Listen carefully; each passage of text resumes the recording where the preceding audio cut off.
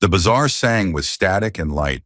Dax drifted through it like an old satellite barely hanging onto orbit, ducking beneath hanging cables, dodging the tail of a grumpy reptilian merchant, and sidestepping a levitating crate of squealing jelly fruit that absolutely should not have been left unsupervised.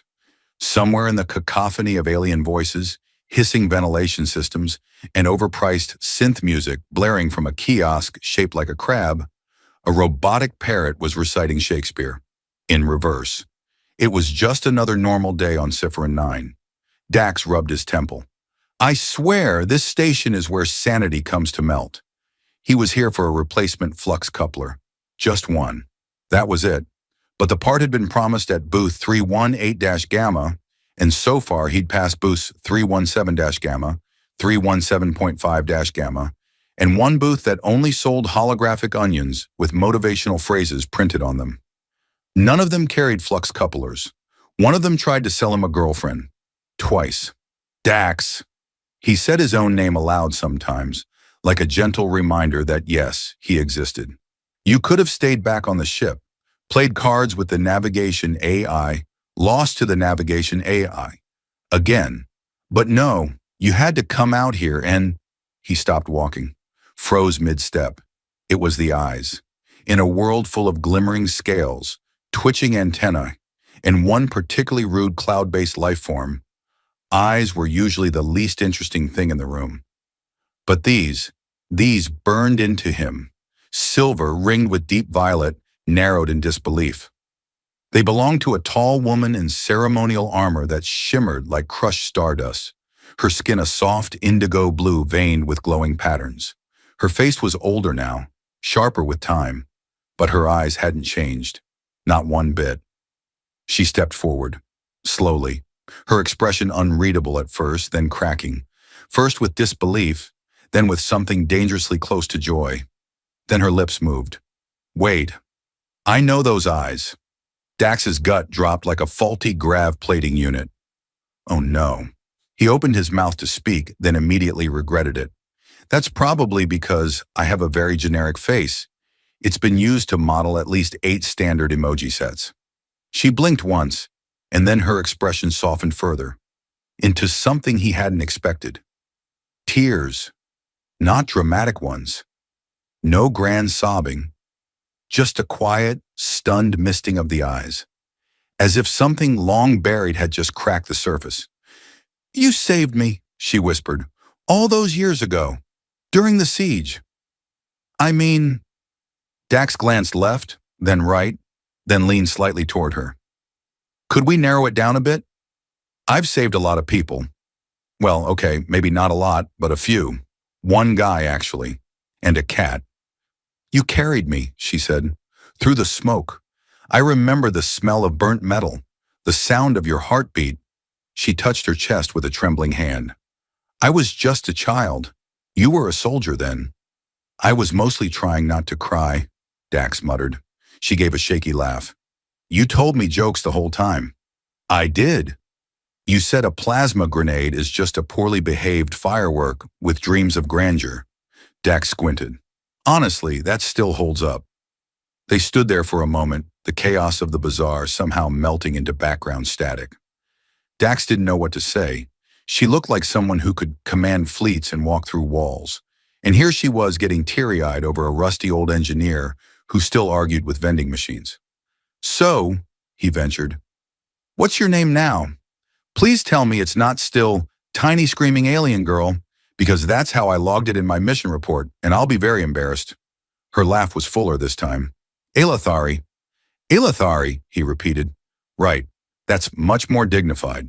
She stepped closer, eyes never leaving his. You have no idea how long I've wanted to find you. Dax scratched his neck awkwardly.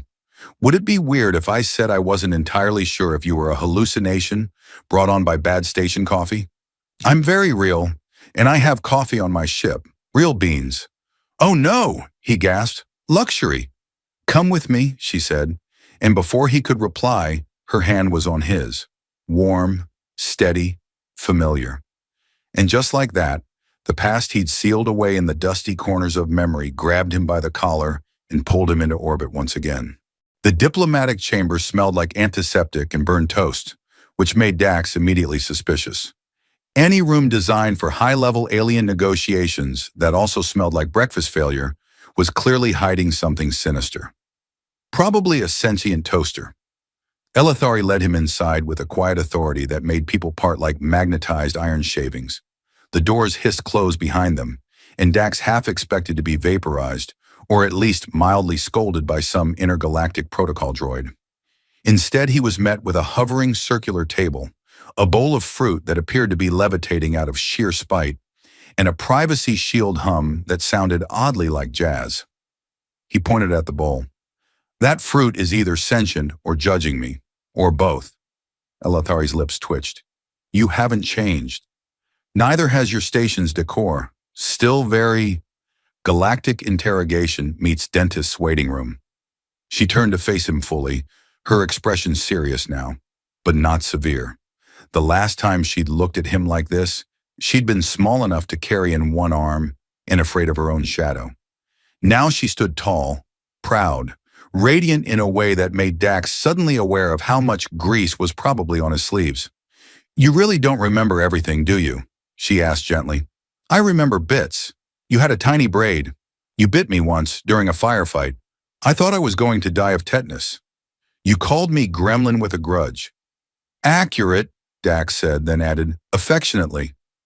Elithari smiled again, but it faded just as fast. I thought you were dead. All these years. I got demoted from hero to dishwasher when I mouth-kissed a commander's daughter by accident. It was a very confusing party. Since then, I've kept a low profile. She blinked. Wait, mouth-kissed? Long story. Involved fireworks, a hologram glitch, and exactly 3.5 drinks. I don't think I want the full version. No one does. A silence settled between them, not uncomfortable but dense. Something old stirred beneath it, like a ship shifting in a forgotten hangar. She broke it first. We need someone like you. Dax looked behind him, then pointed to himself. Me? The guy who once used engine lubricant as salad dressing because the bottles look similar? You saved lives, mine included. I save microwaves now. She didn't flinch. You understand chaos. You move through it without panicking. That's rare. That's not skill. That's denial. I have a PhD in pretending things aren't on fire. Elithari leaned her hip against the table, the glow from her armor pulsing softly. I'm heading a peace delegation to the moons of Raylos. High risk. We're entering hostile territory with 3 species who hate each other more than they hate the taste of recycled protein. I've tasted that stuff, Dax muttered. They're not wrong. We need someone who's unpredictable, who doesn't follow protocols, who fixes things without realizing he's fixing people too. Dax gave her a wary look. Are you trying to make me blush or trick me into babysitting galactic politicians? Both. He paced a little, waving a hand through the floating jazz emitter. I haven't done diplomacy since the time I accidentally married a fungus diplomat on Sector Theta. Elithari blinked. You what? There was a handshake ritual. I thought it was a high five. Things escalated. She took a breath, clearly considering the depth of her decision. Then she walked over, gently placed a hand on his shoulder and said, Despite everything you just said, I still want you there. Dax stared at her. Do I get hazard pay? No. Lunch breaks? Maybe. Do I get my own room? Yes. Then I demand a fruit bowl that doesn't stare at me. She grinned. Deal. And just like that, Dax found himself saying the one phrase he always regretted immediately after. Fine. I'm in. The humming intensified. The walls rippled as the chamber prepped the diplomatic file for launch, and somewhere far across the station, a toaster chirped in delight. The Luminary's edge was a diplomatic cruiser, yes, but only if you defined diplomatic as painted silver and stuffed with egos. It glided through the black like a smug, expensive teapot, humming with overcompensating thrusters and scented air filtration systems that tried far too hard to smell like citrus. Dax was not impressed.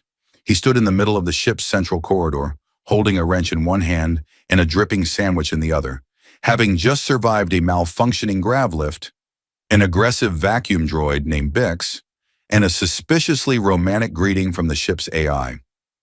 You again, the AI purred as Dax entered engineering. I was beginning to think you were avoiding me. Z3L, Dax sighed, biting his sandwich.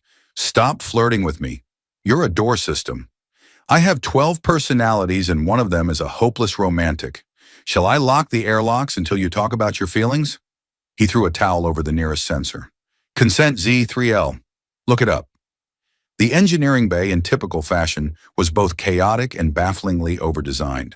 Glowing conduits pulsed along the walls in decorative patterns that served no purpose except to look like modern art.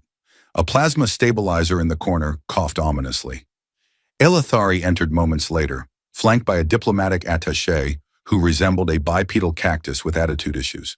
This is Envoy Pran, she said with forced calm. He represents the Korithi delegation. The cactus spoke in a high, spiny whine. You smell like unresolved trauma. Dax blinked. I get that a lot. Elithari ignored the jab. We're en route to Raylos. Once we land on Beta Moon, we begin three-way negotiations. Korithi, Shinthari, and us. Dax raised an eyebrow. Does anyone involved not want to murder everyone else? Unclear. Possibly the Shinthari, but only because they consider violence emotionally inefficient. I already like them.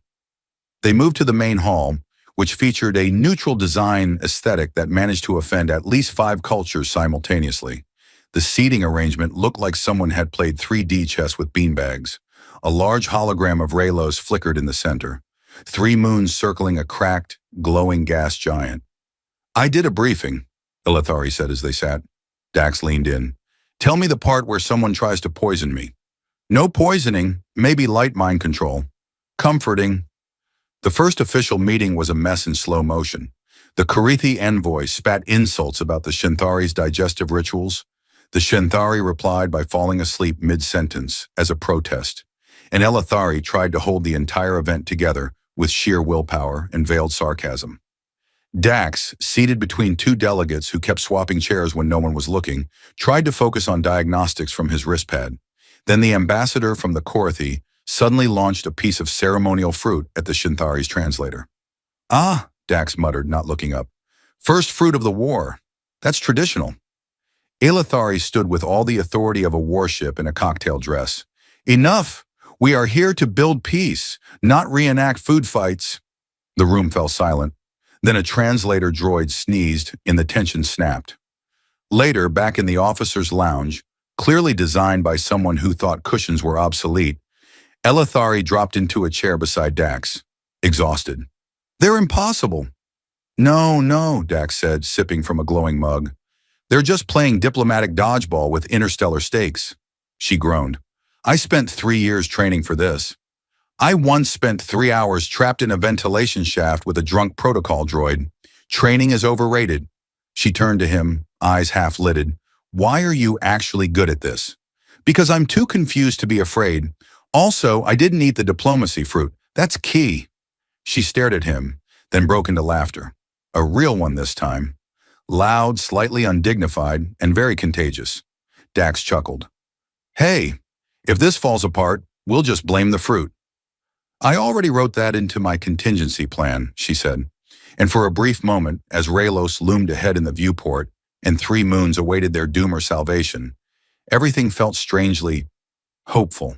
The moons of Raylos looked deceptively peaceful from orbit, like 3 glowing pearls orbiting a volcanic pearl-eating monster. Beta Moon, their destination, was the most habitable of the trio, which wasn't saying much. It had breathable air, steady gravity, and only an occasional risk of spontaneous magnetic storms, or lava toads, or diplomatic backstabbing. Dax stood at the edge of the landing ramp, staring out at the sprawling crystalline plains that shimmered under a violet sky. This is fine, he muttered. Everything's fine. Nothing says peace talks like setting foot on an alien surface that looks like it wants to digest you. Elithari descended beside him in full regalia, her armor polished to a dignified gleam. Behind her came the delegates, the guards, and a ceremonial banner that was immediately eaten by a breeze and drifted off like a confused kite. The welcome committee was a mix of Shinthari envoys and a single holographic interpreter shaped like an upside-down pyramid. Welcome, it said in a deep, soothing voice. Please do not step on the sacred moss. It remembers. Dax lifted his foot mid-step and adjusted course. Great. Plant-based surveillance. My favorite. Negotiations began in a floating pavilion shaped like a spiral seashell, an architectural choice that looked beautiful, but made it impossible to tell which way was forward. The delegates sat in a circle that rotated slowly, allegedly to encourage equality, but in practice it mostly caused mild motion sickness and deep existential confusion. State your terms, one Shanthari said, voice like wind over broken glass. The Karithi delegate grunted. We want control of the orbital mines. And we want someone to explain why your diplomat just insulted our spawning rituals, snapped the other. Dax sighed and leaned toward Elithari. Should I get the fruit? Don't even joke, she whispered. Then without warning, the air shimmered. A ripple moved through the sky like a giant invisible jellyfish had slapped the atmosphere. The pavilion's shields flared, alarms pinged, and the rotating floor gave a lurch that launched 3 diplomats and 1 translator into an awkward tumble. Hostile approach detected, the pyramid said, sounding only mildly concerned. Tactical vessels inbound. 17 seconds until impact. Please remain calm. Dax blinked. 17 what? Seconds. The sky split open. Black ships, sleek, angular, and very much not on the guest list, descended with screaming engines and open missile bays. Elithari shouted orders. Shields crackled to life. Delegates scattered. One Shanthari curled into a protective sphere and rolled into a wall. Okay, Dax muttered, grabbing the nearest control panel. Breathe. Think. Don't press the button that launches diplomatic T-service. Again. Elithari was already at his side, plasma pistol drawn, eyes blazing. They're syndicate ships. Because of course they are. Why settle disputes with words when you can use explosions? Blaster fire rained down. A section of the pavilion exploded in a tasteful burst of confetti-like energy. Probably a decorative feature turned lethal by poor design. Dax yanked open a panel and redirected auxiliary power to the failing shield node, bypassing the system with a spoon and a shoelace. Is that safe? Elithari shouted over the chaos. Not even a little. Another blast rocked the pavilion. Dax grabbed Elithari and dragged her behind a shattered statue of peaceful accord, which now resembled a melting duck. Any brilliant plans? She asked, panting. Yes. Step 1, survive. Step 2, really reconsider this whole diplomacy hobby. She grinned. I'm glad you came. Dax laughed, more from adrenaline than amusement. Yeah, me too. Except for the part where I'm about to be vaporized by someone who didn't RSVP. Together they made a break for the evac corridor, ducking behind fractured pillars and collapsed delegates. The pyramid drifted past them, still narrating updates. Warning, enemy troops deploying. Atmosphere unstable. Please do not consume local moss. Still remembers. At the exit, Elithari turned and fired a bolt that knocked out an enemy scout. Dax tripped over a ceremonial torch and landed in a pile of honor scrolls. I am not built for heroism, he wheezed. You're doing fine. The moment they hit the evac pad, the ship's emergency beacon lit up. A roar of engines came overhead. Their cruiser dove in, shields flaring, and opened its bay doors. As they lifted off, watching the flaming spiral pavilion spin below them, Dax slumped beside Elithari, bruised, breathless, and wired on adrenaline. You know, he said, I liked this trip a lot better before it involved actual dying. Elithari nodded, helmet in her lap. Welcome to Peace Talks. The War Council was held in the cruiser's mess hall. This was not, as the name might suggest, a highly strategic decision. The command room had a coolant leak, the observation deck was full of sleeping diplomats with motion sickness, and someone had turned the negotiation chamber into a temporary Moss quarantine zone. The Mosses promised, remembered, and it held grudges. So, War Council, over soup. Elithari stood at the head of the table, holograms flickering beside her, showing fleet paths, weapon arrays, and one image of Dax with his hair sticking up like a surprise puff bird. He did not approve that slide. We survived the ambush, she began, voice firm but not harsh. The Syndicate failed to fracture the alliance, but they did prove one thing. They're afraid of what we can become together. The delegates, battered and slightly less full of themselves after nearly being vaporized, nodded in solemn agreement. One of them sipped loudly from a juice pouch. Dax leaned back in his chair, still wearing a chest plate 2 sizes too big, and an expression that said, "How did I get talked into this?" He'd patched up the ship's aft shielding with melted diplomatic pins and reprogrammed a tactical droid using bedtime stories. He had not, however, signed up for a leadership role in galactic politics. And yet, here he was. "We're not soldiers," he said, raising his hand as if waiting to be called on. "Well, most of us. Some of you probably are. You," he pointed at the cactus-shaped delegate, "definitely stabbed someone once. But the rest of us, we're just people who didn't run when things went sideways." He glanced at Elithari. Her eyes met his, soft and fierce, all at once. "I was a field tech," he continued. "I used to fix food printers and yell at coffee machines. Now I'm dodging lasers and jury-rigging shield arrays using toothbrushes and optimism. And you know what? It's not the tools that saved us. It's the people." A pause, then someone clapped. It was the juice pouch delegate. Still, others joined in. It became a low, rhythmic approval. No cheers, no speeches. Just a quiet pulse of shared survival. The next few days passed in a blur of repair drones, treaty drafting, and a surprise party thrown by Z3L, the ship's AI, which insisted on singing every message in operatic soprano. Dax spent half of it lying under consoles, and the other half drinking neon blue tea that buzzed like a battery. He'd never felt more exhausted. Or weirdly, okay. Peace was, against all odds, signed. The syndicate ships retreated. The Rylos moons began construction on a joint research station, and the Moss was granted full diplomatic immunity for reasons no one wanted to argue with. On the observation deck, beneath the stars that shimmered like distant candlelight, Dax stood beside Elithari. Neither spoke for a while.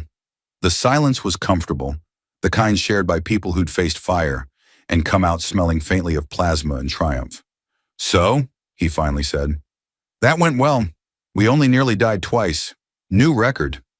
Elithari chuckled. "You were brilliant, unorthodox, slightly terrifying. I prefer strategically chaotic. You saved lives again." He looked at her, really looked, and saw not just the warrior or the commander, but the child he'd once carried through smoke, the woman who now carried galaxies on her shoulders. "You know," he said, "I don't think I was meant to be ordinary. I never thought you were." A small smile. Her hand found his, fingers intertwining without ceremony. "I'm staying for a while," she said. "The Alliance needs someone grounded, someone who understands what peace feels like at the small scale." He nodded. "And I'll stick around. Someone has to stop the Moss from starting a coup." They stood like that for a long while, watching as the cruiser turned toward the stars once more, its engines humming softly. In the end, it wasn't glory or medals that defined them. It wasn't the war, or the close calls, or the treaties signed. It was the moment two people found each other again in the middle of a galaxy gone mad, and remembered what kindness could do. "Hey," Dax said, giving her hand a squeeze. "You still owe me coffee. Real beans, you said." Elithari smirked. "I lied. I knew it." And still, he smiled.